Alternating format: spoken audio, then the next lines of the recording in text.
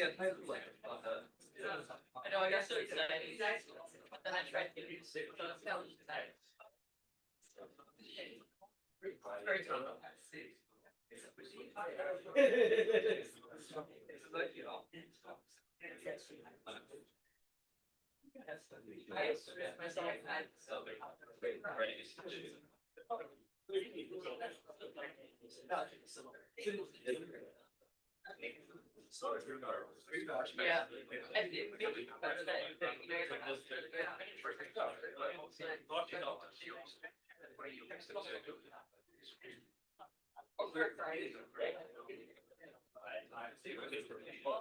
Yeah. Okay, so the tires were.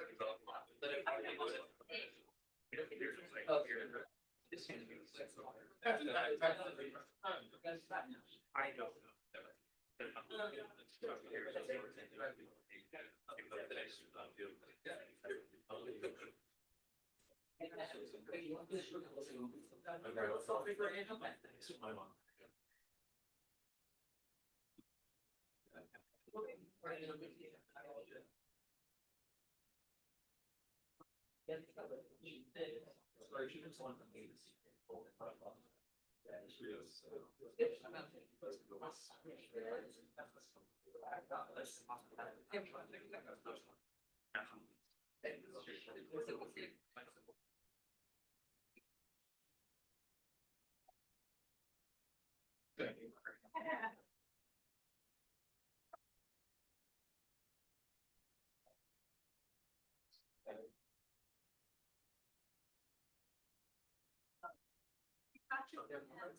So massive, extravagant celebratory event.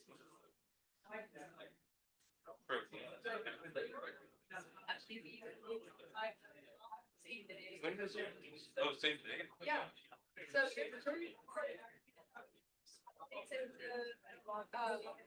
Earlier. oh, Yeah. it's from that meeting. Maybe it did. So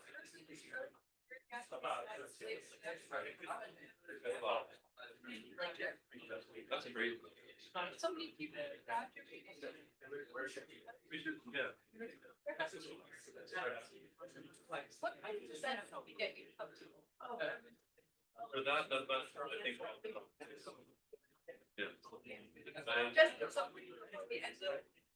I know. Sure.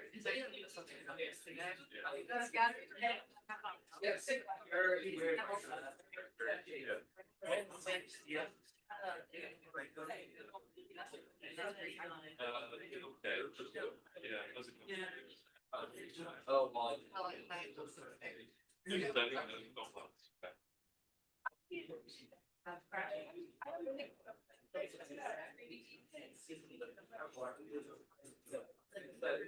nothing makes sense. But it'll come.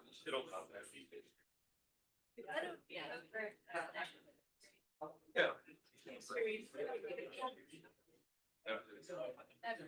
You go for higher, yeah.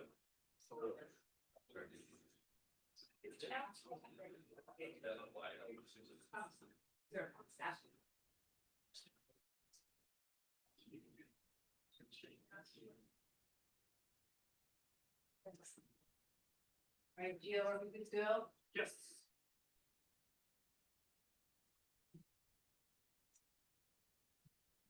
All right. Well, thank you everyone for joining us today. We're here to listen to Hannah Dugo's master's thesis defense. And so I get to spend the first few minutes here embarrassing Hannah and telling everybody a little bit about how I met her and what she's been doing in our lab over the last few years. So let's go back to the spring of 2022. I was teaching genetics, by 311 genetics, which is a pretty challenging class. And so one day a student showed up in my office hours, I think it might have been Zoom office hours, who was very concerned about their grade in the class. And that's not unusual. It's a pretty hard class. A lot of students struggle. So I was ready, to help this student. And so we had a long conversation about, how they were feeling, what they were struggling with. And then, of course, this is Hannah. She says, I'm just worried that I might get an A minus. And so we had a really good conversation after that about what it's like to be a perfectionist. And we tried to work on reframing some of that anxiety and appreciating that, especially for high achievers, that challenges are welcome, right? Challenges are good. They help you grow. And so that conversation, made an impression on me. It was very charming, just like Hannah herself. And so a few months later, when Hannah reached out asking about opportunities for undergraduate research, I remembered her and I said, yeah, great. We are actually looking for someone to join the lab and help with a project. We needed basically free labor to count a lot of fruit flies under a microscope and separate the males and females. And so Hannah gladly took on that challenge, counted, I don't know, thousands of fruit flies without complaint, and in service of a collaborative project going on in the lab. And, during that time, I got to know Hannah a little bit. I noticed a few things, like, for example, she was consistently the last one in the lab working, like after I was about to go and everybody else was going. So I thought, that's good to know. She was super detail oriented, did a really good job. And in talking to her, she sort of shared with me her career goals and how she really wanted to be a genetic counselor, which was something we had talked about in the genetics class. And I said, that's interesting. I've always thought that was a really great career option for students who like genetics. But I don't really know how to get you into one of those schools. But I've noticed that you're really good at research. And so basically I convinced Hannah to get a research degree in service of her career goal of one day becoming a genetic counselor. And so she took on her own independent project as a master's student in the Burke Lab. She's going to tell you all about that project today. It's a collaborative project with colleagues we have at the University of Missouri, and it's all about studying the effects of fluctuating thermal stress on a laboratory population of yeast. And that's been really insightful, and it's led to the development of new ideas, new grant proposals. So Hannah has been a joy to mentor in the lab. Along with being a really excellent researcher, she's also become kind of the emotional heart of the Burke Lab. She remembers everybody's birthdays. She bakes. She makes sure that everybody gets cards when they need cards. So it will be bittersweet to see her leave the lab, but I'm thrilled that and I'm proud to say that she achieved her goal of getting into genetic counseling school. She got into her top choice at the University of Washington, and that's where she'll be.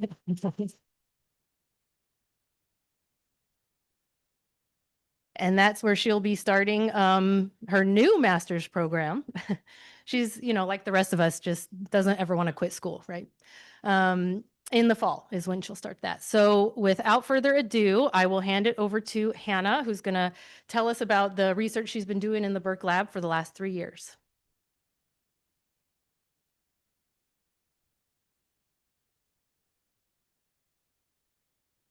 Thank you, Molly. All right, thank you all for being here. I'm really excited to see everybody. Today, I'm wanting to share with you my research doing experiments with yeast and looking into fluctuating thermal stress. All right, so as we know, environmental conditions often don't stay constant over time. Populations experience a lot of fluctuations in their environmental conditions. And these can occur on short time scales like day and night cycles, or they can be on longer time scales like over the changing of seasons. And a question that I'm really interested in is how do populations adapt to these fluctuating conditions? Because you can imagine that once populations adapt to perform really well in this condition, that could lead to lower performance at the condition down here when the environment changes.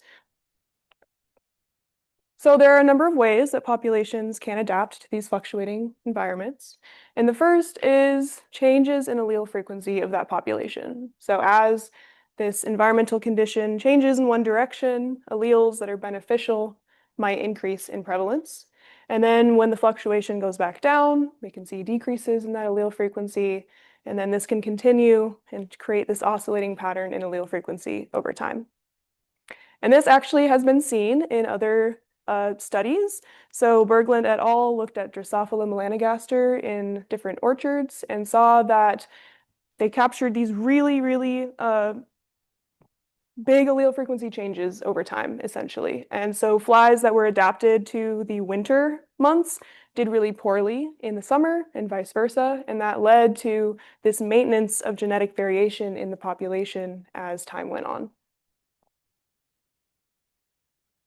So not only are environments fluctuating, but climate change is actually causing these fluctuations to become more extreme. And one of these abiotic factors that is becoming more extreme in its fluctuation is temperature, which I want to focus on for this talk. And another thing is that we want to be able to predict how populations are going to adapt to these increasingly extreme environments. And to do that, we need to be able to model evolution in these environments in order to more accurately predict how populations can adapt. And this can help us in conservation efforts for species we care about, but also predict outcomes for things like diseases and how we manage those kinds of risk. The problem is, though, is that models of evolution tend to be really oversimplified, and they don't often account for dynamic selection pressures like fluctuations. And they also don't usually account for many, many loci in the genome, which is an important consideration when we think about traits like thermotolerance, which involve a lot of different genes. And because of these things, evolutionary models don't often align well with empirical findings, either from the lab or from the wild. And so, as Molly mentioned, my project is a collaboration with the King Lab at the University of Missouri, and their goal is to develop these models that more accurately catch what is happening when environmental conditions fluctuate. So they have designed some models with a couple of new techniques, and then my role in this is to gather the empirical data that can be used to compare to these model outputs and then revise the models to make them more accurate. So I want to focus on the empirical work today, and to do this empirical work, I use what is called experimental evolution. So in experimental evolution, we have a population of organisms in the lab. Then we can have many replicates of this population and apply different treatments to these organisms. And these treatments can be whatever you want. They can be diet, they can be drugs. In my case, it's temperature. And then over time, you can document the effects that these treatments have on the populations and look at how the genotypes and phenotypes are changing.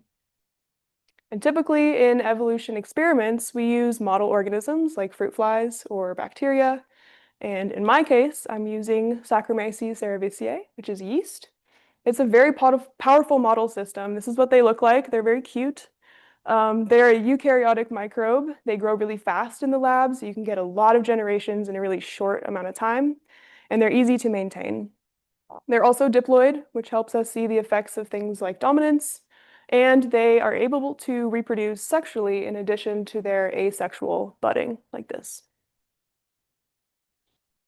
So in the Burke Lab, we have a special population of yeast where we have taken advantage of this ability to do sex, and we have crossed all of these different strains, these 12 strains from all over the world with very different genetic backgrounds to create what we call the ancestor or 12S population. And this population has many, many individuals with distinct genotypes, lots of standing genetic variation for natural selection to act upon. So the goals of my project are to first compare the phenotypes of populations evolved in constant versus fluctuating thermal environments, and then second, to categorize the patterns of genetic variation in these populations. So I want to outline my evolution experiment for you. We started off with our ancestor population that I described earlier, and I split this ancestor into 3 treatment groups. So I had 12 replicates of this high or H treatment, and that is shown in red up here, and those guys experienced constant 40-degree conditions. That's 104 Fahrenheit. I also had 12 replicates of a control or C treatment. That's down here in yellow, and those ones were in constant 30 degrees for the entire 2-week experiment. 30 degrees is a very comfortable temperature for yeast. And then I also had 12 replicates of this fluctuating F treatment, and that is shown in orange, fluctuating between 30 and 40 degrees every 2 days. So that was about every 10 asexual generations. And then what's really cool about yeast, which you can't do in flies and other animals like that, is we can archive them in the freezer and come back to them later. So I archived my populations every 2 days in the freezer so that I could come back to them and look at the phenotypes and the genotypes at a later time. So for the phenotyping, my first aim, I did 2 types of assays by going back to the freezer and reviving these populations.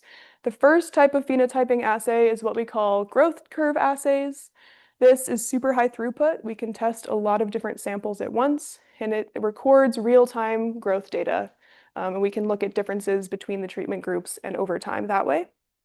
I also did what is called a cell viability assay, where it's a lot more time intensive, but it's a little bit more accurate and reliable across different batches. So I want to outline both for you. First, I'll talk about the growth curve assays. So like I said, I went back to the freezer, I took all my samples, I revived them, and then I loaded them into this 96 well plate. Each of those little circles is a well for these yeast cells to grow in. And then I loaded them into what is called a plate reader. So the plate reader is just a fancy instrument that measures the density of cells over time. And I can control the protocol by adjusting things like the temperature, the length of the run, and how frequently it's taking those measurements. So I did many, many runs in the plate reader. I tested my different treatment groups at all the time points at 30 degrees and 40 degrees, which were the experimental temperatures. I also tested them at a novel extreme temperature of 41 degrees, which is very hot. I ran every protocol for 2 days, 48 hours, and the frequency of the measurement was every 30 minutes. So every 30 minutes is taking a snapshot of how many cells are in the well, and it did that for 2 days. From there, I'm able to use really cool packages in R to generate these growth curves that tell me about the dynamics of the different treatment groups over time. From these growth curves, I can extract growth metrics like carrying capacity and doubling time in order to compare the treatments and do stats. So carrying capacity, as a reminder, is just the maximum number of cells that the environment can sustain. And doubling time is how long it takes for the number of cells in the culture to double. So I want to look at carrying capacity first, and I'm only going to show a very small snapshot of the assays that I did. So this is carrying capacity at 41 degrees. And so here on the y-axis, x-axis, we have time. So I'm comparing day 0, which is our ancestor population, to day 14, which is the end of the experiment.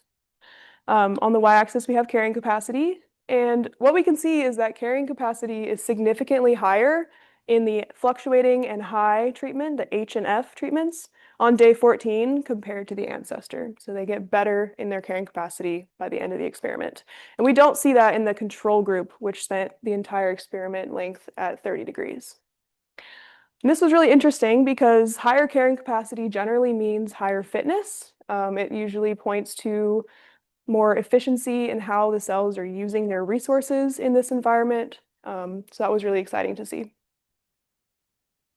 Okay, I also want to talk about doubling time. Again, this is just day 0 compared to the end of the experiment, and then doubling time in hours on the y-axis. And we actually didn't see any significant difference between the evolved populations and the ancestor in their doubling time. So looks like maybe it's a little bit higher, but there's a lot of variation here, and there is no statistically significant difference. All right, so then I wanted to zoom into those fluctuating populations and see how those were responding to these treatments over time. So I took my fluctuating populations and I tested them at every single time point that I had archived throughout my experiment. Here we have doubling time on the y-axis. And these lighter colored boxes are indicating the time points where this fluctuating treatment had most recently experienced 30 degrees. And then the darker boxes are where they had been most recently adapted to 40 degrees. And I think it's pretty striking that you can see these fluctuations in doubling time as the experiment progressed. So despite there being no significant difference between the consecutive time points, there's this really clear and obvious fluctuation in their doubling time growth metric. And this indicates a trade-off when it comes to the 2 different experimental temperatures. So they're performing differently when they had most recently adapted to 30 compared to when they had most recently adapted to 40 when you test them at a novel high temperature. And I'm not showing carrying capacity here because we did not see any fluctuations in carrying capacity. That was just something we saw in the doubling time. All right, so that was the growth curve assays. Now I want to shift into talking about the second assay that I did, which is cell viability. Similar to the plate reader assays, I took my samples out of the freezer, revived them, and put them this time into 24 well plates, which have a little bit bigger space for the yeast to grow in. And what I did was I made two identical plates with the exact same samples in them. And one of these plates went into an incubator at 41 degrees. The other plate went into an incubator at 30 degrees. So again, that novel high temperature compared to the one that's usually pretty comfortable for yeast. And I let them grow in these incubators for about 24 hours. And then I plated them on agar plates to see how many yeast colonies would grow from each condition. So this is what that looks like in real life. You can see that the plate on the top has a lot fewer colonies, those little white dots, than the one on the bottom. And this is due to the just crazy high stressful temperature that 41 degrees is. And so once I count all these colonies on the plate, I can calculate what is called cell viability, which is the number of cells in a sample that grew at 41 degrees compared to that same sample at 30 degrees. And so in this example, this plate up here has about 50 yeast colonies. This one has about 200. So 50 divided by 200 is a viability score of 0.25, which is not that good. So I did this for every single replicate of every single treatment of every single time point, and also the ancestor. I think I counted over 115,000 colonies in the lab. And that all went into making one plot, which is this one. So we have here day on the x-axis, we have our viability score on the y-axis, and each panel is a different treatment group. So on the left here is the constant high temperature treatment group, and those guys really increased in their viability over time. There was a really significant increase over time in viability in the populations that had evolved at constant 40 degrees. The fluctuating treatment also significantly increased over time, but they never get quite as viable as the high temperature, even by the end of the experiment. So they do improve, they get better, they're doing a lot better than the poor controls over there, but they never get quite as thermotolerant as the high temperatures. Another thing to note is that in the fluctuating treatment group, we see these really subtle fluctuations in viability as the experiment progresses, which is similar to what we saw in the doubling time. So again, emphasizing this trade-off to thermotolerance, depending on where you had most recently evolved, 30 or 40 degrees. As I mentioned, the controls did not do well. They had about 12% growth at 41 degrees as they did at 30. So overall, not very thermotolerant, and there was no significant change over time. All right, so that's what I did for AIM-1. For AIM-2, looking more into the genomics, this is showing where I sequenced my samples throughout my evolution experiment. So I sequenced the fluctuating, the F treatment group every 2 days after they had spent 2 days in the thermal environment. I sequenced them, and then the H and the control groups, I sequenced those guys 3 times on days 2, 8, and 14. And I really want to emphasize that in this experiment, I'm not interested in what individuals in the population are doing. I did what is called pooled population sequencing, which meant that I took pools of cells, about 1 million individuals from each replicate, and I sequenced all of those individuals. And this is because I want to identify what are called single nucleotide polymorphisms, or SNPs, in my population. And a SNP is just a place where my population's genome differed in one place compared to the reference. So once we identify all these SNPs in my populations, we can track allele frequencies over time and get a better understanding of what each treatment group is doing. All right, so I extracted my DNA, I sent it off for sequencing here in this building at CQLS, and then with the help of my lab mate Geo, I ran all these samples through what we call the Berk Lab pipeline, which aligns to reference genomes and all that stuff. And we get out what's called a big SNP table, which is all my different SNPs for all my treatments and all the time points. And then we can run it through some filtering to make sure that we're only keeping the best quality SNPs that are going to be useful for data analysis downstream. So I ended up with 66,000 biallelic SNPs in the nuclear genome. And then with the help of our postdoc, Dr. Megan Sandoval-Powers, I was able to do a bunch of data analysis and find some really cool stuff. So the first thing I did was I calculated the allele frequency for every single one of my populations at all of these SNPs, and I threw it all into principal component analysis to see what these samples were doing. And what we saw is that the populations mostly cluster independently by treatment. So over here, we have our controls clustering by themselves. These three different dots indicate the three sequencing points. We have the fluctuating orange dots all clustering closely together. And then the H's are a little more spread out and they overlap a little bit at the beginning of the experiment, but they, by and large, form their own group. So this was really exciting to see. And then I was curious to see what happens to these principal components over time. And so I took principal component 1 and I plotted it over time. And I saw something similar to what the first PCA plot shows, and that is the control group going off on its own trajectory, the replicates clustering really closely together. And then the high treatment group is going in the opposite direction. There's a little more variation by day 14. And then the fluctuating group sitting right in the middle, and we see these really subtle little fluctuations in allele frequency that these principal components were derived from. So after doing principal component, just to get a general idea of what these different treatment groups were doing, I jumped into the main bulk of the genomics analysis. And I had a couple of goals with this. The first one was to identify the SNPs that changed the most over time in a linear fashion in each treatment group. And then the second goal is to identify the SNPs that are fluctuating in my F populations and compare those fluctuating SNPs to the ones that change the most over time in the high temperature group. All right, so looking at first linear temporal change, this is what we call a Manhattan plot because it supposedly looks like a plot of the skyline of Manhattan. And so on the x-axis, we have genome position by chromosome. On the y-axis, this is our significance level. So the higher up, the more significant statistically. And then every single one of those dots is a SNP from my data set. We also have this horizontal line here. That is our significance threshold, and that is set at the 95th percentile, so only the top 5% of SNPs are above that line.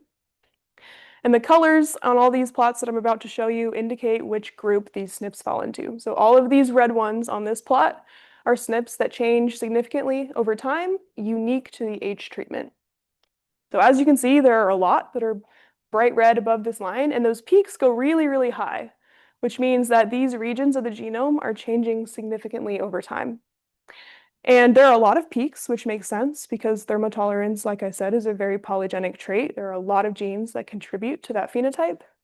So all of these different regions were ones that changed in a significant way in the H. And what you might expect is that the fluctuating treatment would show peaks in the exact same regions, but maybe just not quite as significant because they didn't experience 40 degrees for as much of the experiment.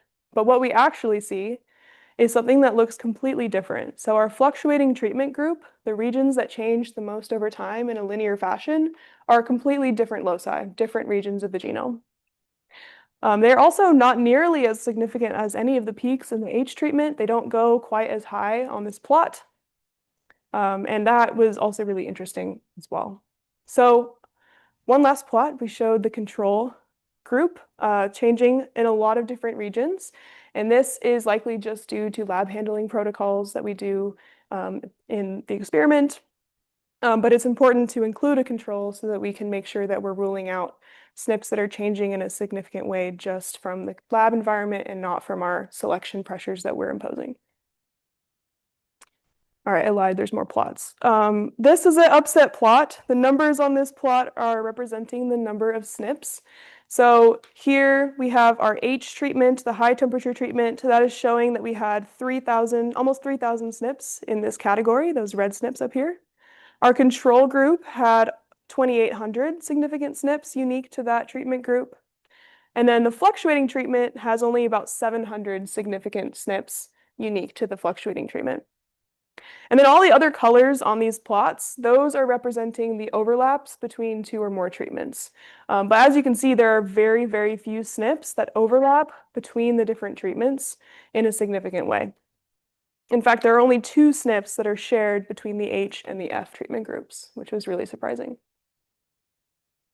So once I had these lists of SNPs for each of these categories, I ran what is called Go term analysis. And for the H treatment, those SNPs fell into 543 different genes in the yeast genome. And the significantly enriched Go term top hit was for glycosylation and protein folding. And that makes sense if you think about it, because at high temperatures, proteins tend to denature, they don't fold as properly, and therefore they can't function as well. So it makes sense that the SNPs in the H treatment are changing in a way that would allow these populations to perform better in high temperatures by keeping their proteins folded. The top Go term hit,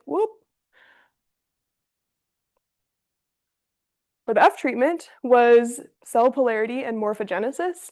So this has to do with how the cell is budding, how the organelles are organized within the cell, and also how the different cytoskeleton structures are performing. The top Go term hit for the control group was protein turnover, which just meant like general cell maintenance, which also makes sense for this group. All right, so that is capturing what is happening linearly in our SNPs, but I was also curious to know what about the fluctuating SNPs. So in that fluctuating treatment group, we wanted to compare allele frequencies between the consecutive time points and ask questions like, is the allele frequency going up? Is it going down? Does it reverse direction in the next contrast? And so I fit SNPs into these two categories to see if they were fluctuating. So the first category is what we call putative oscillatory, which means that the allele frequency changes in one direction, switches direction again, and then levels off.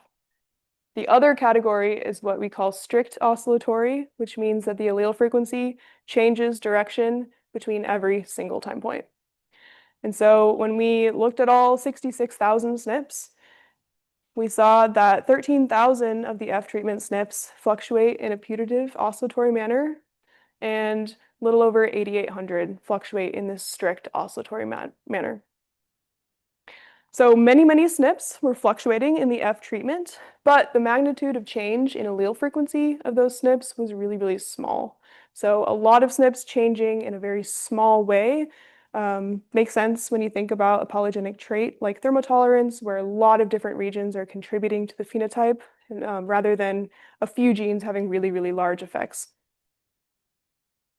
So now that I had identified these 21,000 SNPs that are fluctuating in some way in allele frequency, I wanted to compare those to the SNPs that change significantly over time in the high temperature group and see if there was any overlap. We had almost 3,000 SNPs in this category. We had almost 22,000 SNPs that fluctuated in some way. And there was an overlap of 536 SNPs between these two groups. And those fell into 177 genes. And when I did Go term analysis with this gene list, I saw that, again, the top hit was glycosylation and protein folding. So the SNPs that are changing the most over time, a lot of them overlap here, and it's the same functions as the high temperature treatment. All right, so the last analysis I did was look for evidence of aneuploidy, which is an additional chromosome.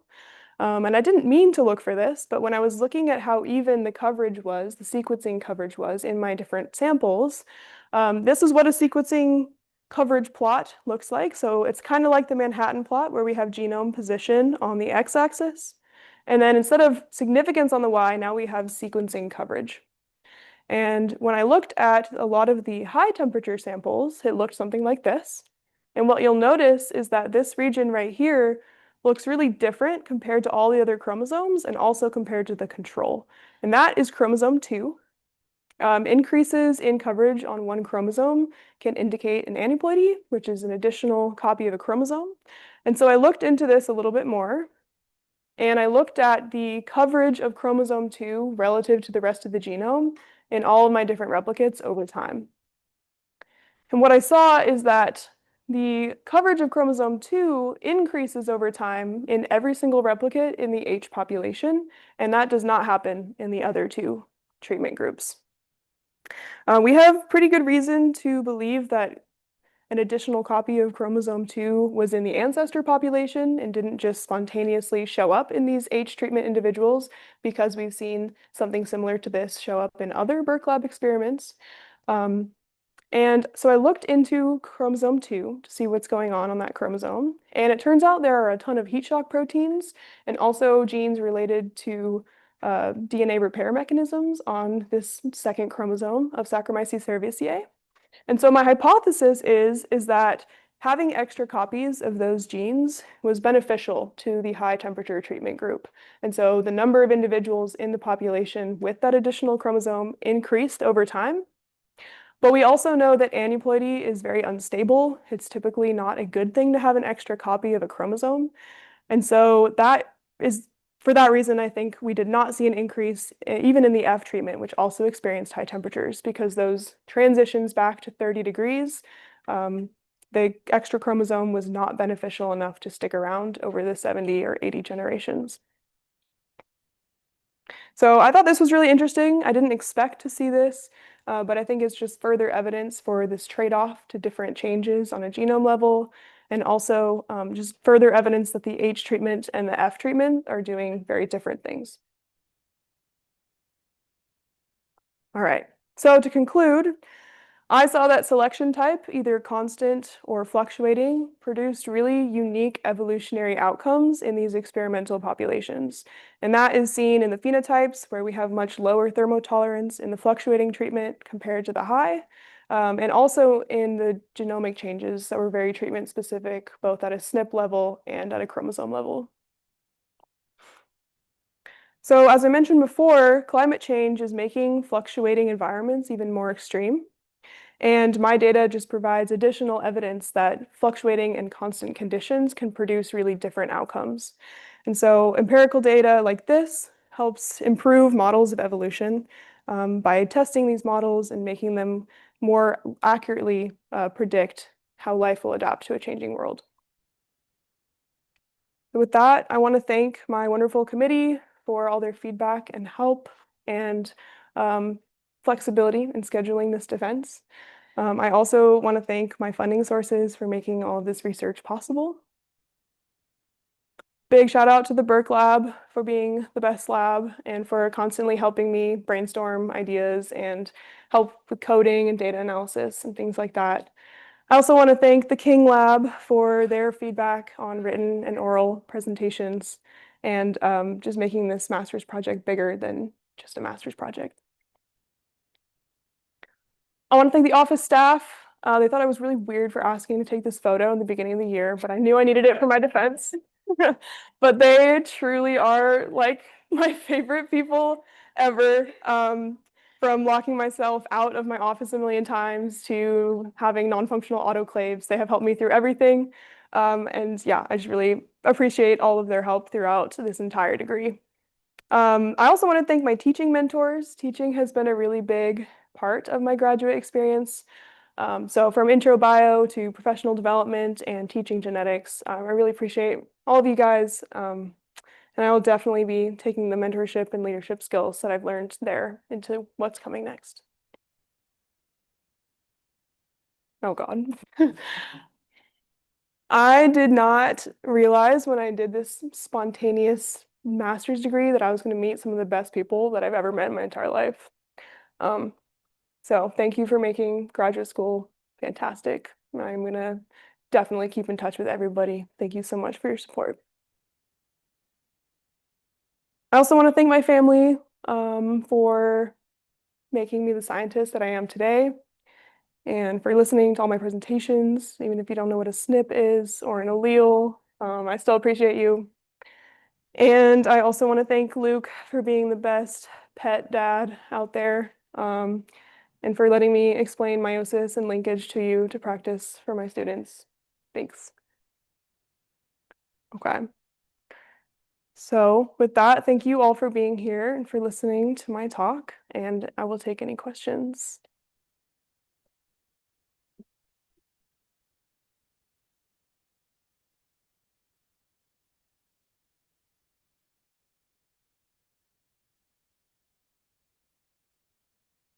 Oh, can I turn this off?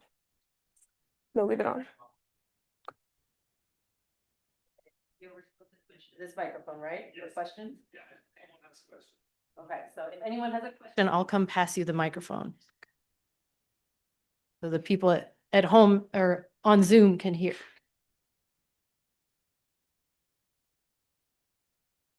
Great job, Hannah. My question is, what result were you most excited about? Bring it back.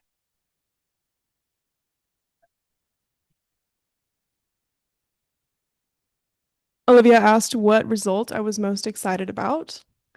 That's a good question. I think in the phenotyping, I was most excited to see the viability results because it was very clear, and there weren't these really messy batch effects that we saw in the plate reader data. So seeing the really clear difference between each treatment group over time, and then also how the different populations changed over time in viability was really exciting.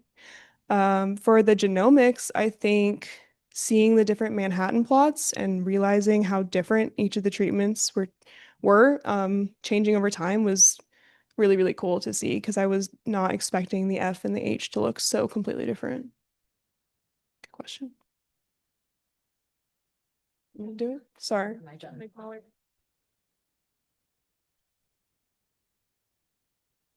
Thank you, Hannah. You mentioned that your project was sort of the empirical piece to help validate the model in Dr. King's lab. Did you get a chance to um do any of that or to see how it fit? Yeah.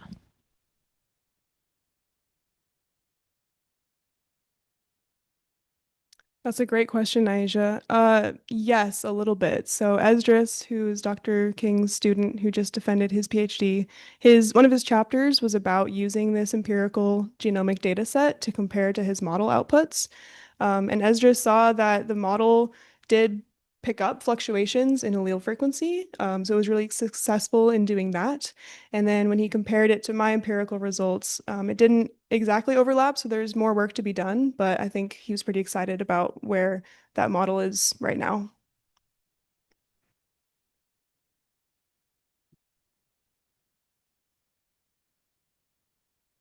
So I disagree about what's the best lab, but that's okay. That's okay. We can agree to disagree.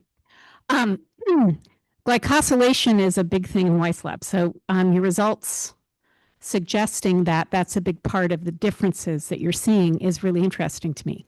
My question is, is there any evidence from the literature that could go with your result about different glycomic patterns in cells with a changing environment? Gives you time to think. Thanks, Virginia.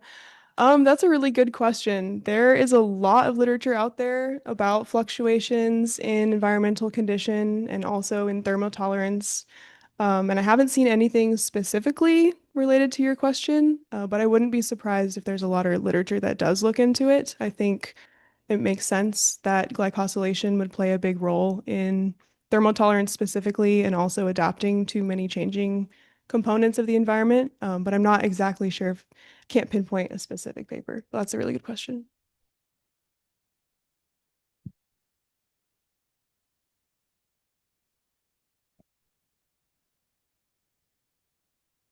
Thank you, Hannah.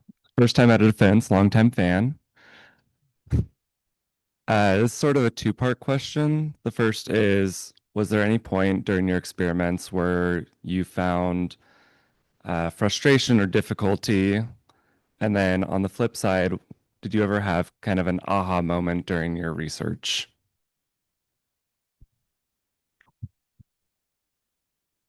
No moments of frustration.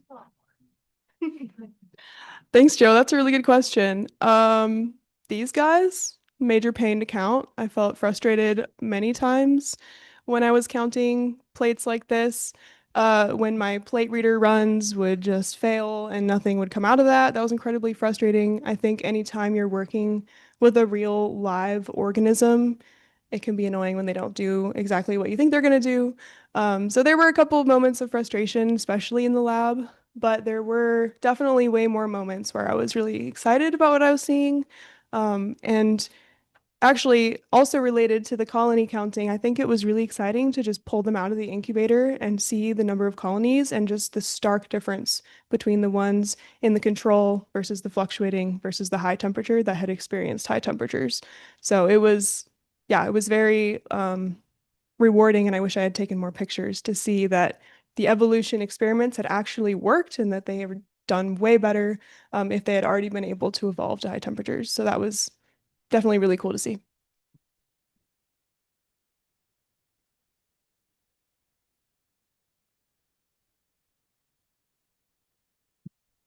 Hi, babe. Why is it that the ancestor in your principal component analysis is located near the fluctuating and high groupings as opposed to the control?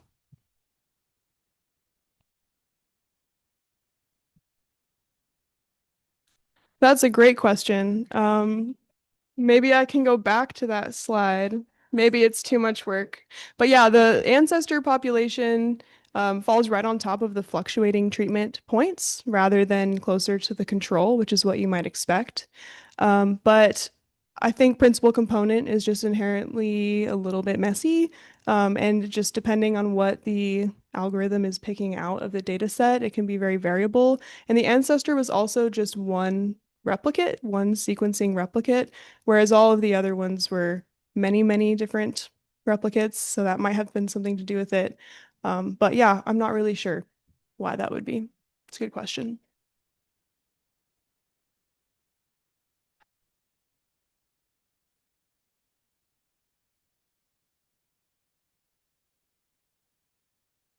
Thanks, Hannah. Really cool work. So do you have any thoughts, speculations about, I mean, the cell polarity morphogenesis as being the selected genes and the fluctuating, any sort of speculations about what would be going on? What would be the linkage between those types of functions and doing well in a fluctuating environment? Just curious.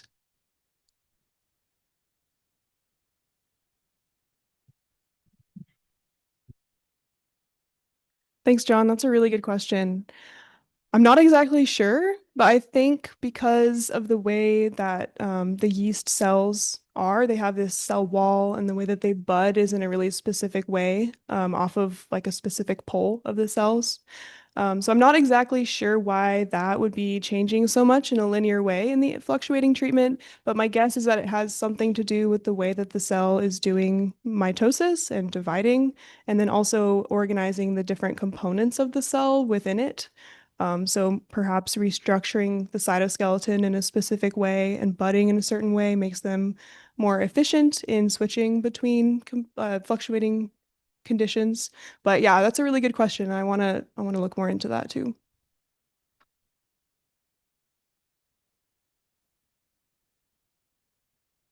Or are there questions from Zoom? Questions with comments. All right, so addressing Zoomland, Jessica Carr said, "Congratulations, Hannah, super cool work." Schultz Jessica said, "No question, just comment. Great job, Hannah." And Kate Lee McHugh said, "Awesome job, Hannah." All right, well, that seems like maybe a good place to stop. I'm not seeing any other questions.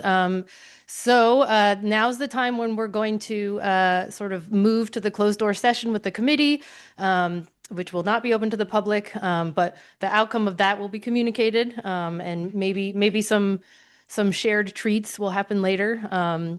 But for now, let's thank Hannah for her presentation.